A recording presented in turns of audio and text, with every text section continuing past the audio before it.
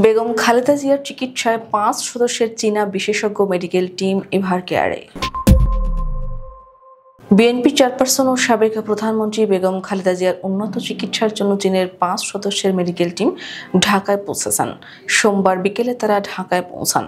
গত এক সপ্তাহ ধরে হাসপাতালে শয্যাশায়ী বেগম খালেদা জিয়া।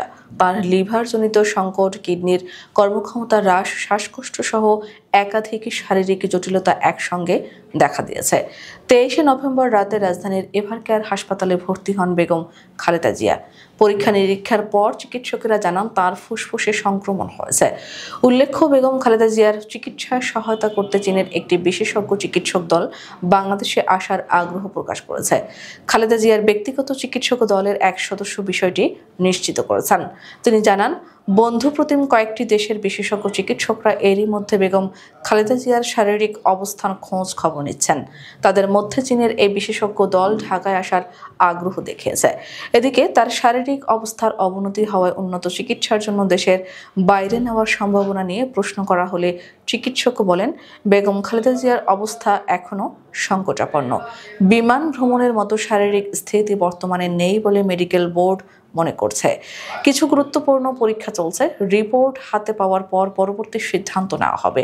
প্রসঙ্গত, বিএনপি চেয়ারপারসন বেগম খালেদা জিয়ার শারীরিক অবস্থা স্থিতিশীল রয়েছে বলে জানিয়েছেন দলের মহাসচিব মির্জা ফখরুল ইসলাম আলমগীর।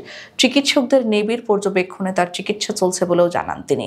সোমবার গণমাধ্যমে তিনি এসব কথা জানান। বিএনপি মহাসচিব বলেন, ম্যাডামের অবস্থা স্থিতিশীল আছে। ডাক্তারদের নিবিড় পর্যবেক্ষণে তার চিকিৎসা চলছে। বিভিন্ন গণমাধ্যমে ম্যাডামকে নিয়ে সংবাদ প্রচারিত হচ্ছে, যা সঠিক নয়। কেউ এতে বিভ্রান্ত হবেন না। একই সঙ্গে দলের চেয়ারপারসনের আশু আরোগ্য কামনায় দলের নেতাকর্মী ও দেশবাসীর প্রতি আহ্বানও জানান বিএনপি মহাসচিব। বিএনপির সিনিয়র যুগ্ম মহাসচিব রুহুল কবির রিজভী বলেন, এভারকেয়ার হাসপাতালের ইন্টেনসিভ কেয়ার ইউনিটে আগের মতোই ম্যাডামের চিকিৎসা চলছে। দয়া করে যে যাই বলুক, এ ব্যাপারে কারো কথায় কেউ বিভ্রান্ত হবেন না।